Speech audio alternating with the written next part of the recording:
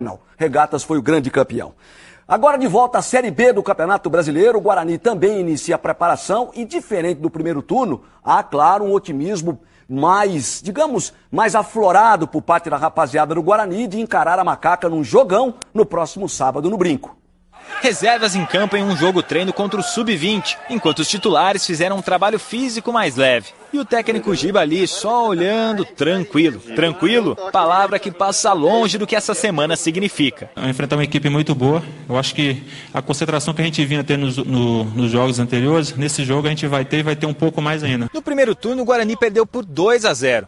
Mas desta vez a situação é bem diferente. Além de jogar no estádio Brinco de Ouro, o time evoluiu bastante. A nossa equipe está no outro nível. Esperamos agora nesse jogo, agora diante deles no sábado, fazer um bom jogo e, claro, e vencer a partida também, que é mais importante para a gente, porque a gente está numa situação também, não está ali muito confortável também. O momento é bem diferente mesmo. No primeiro turno, Giba havia assumido o time há apenas 2 rodadas. Além disso, no segundo turno, o Guarani somou 17 pontos, contra 15 da Ponte Preta. A situação é outra, né? Totalmente diferente.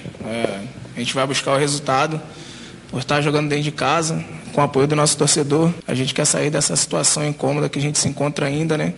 O mais rápido possível. É isso mesmo, a situação do Guarani na tabela do campeonato faz com que o time precise da vitória. Já a situação dos salários atrasados fez com que um torcedor abrisse uma conta no banco para arrecadar dinheiro para os jogadores, caso eles vençam o derby. Todos nós estamos precisando, mas eles deixaram lá uma outra situação também, se caso no empate ou derrota, que eles iam pegar o dinheiro e repassar isso para os funcionários. Dependendo da gente ganhar o jogo também, eu acho que eu vou conversar como capitão com meus companheiros também, para que a gente possa pegar esse dinheiro e dividir para os funcionários, que eu sei que a situação todo mundo é difícil.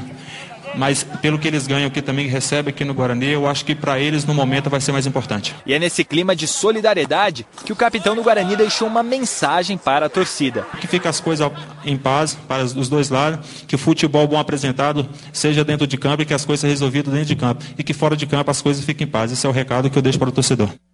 Valeu, Ailson. É isso mesmo. A bola vai rolar e dentro do campo a rapaziada vai ter que resolver jogando futebol. Fora é festa desse grande derby. Marcelo Aparecido Ribeiro de Souza apita o derby do próximo sábado. Jogadores do Guarani seguem os treinamentos hoje à tarde. Vem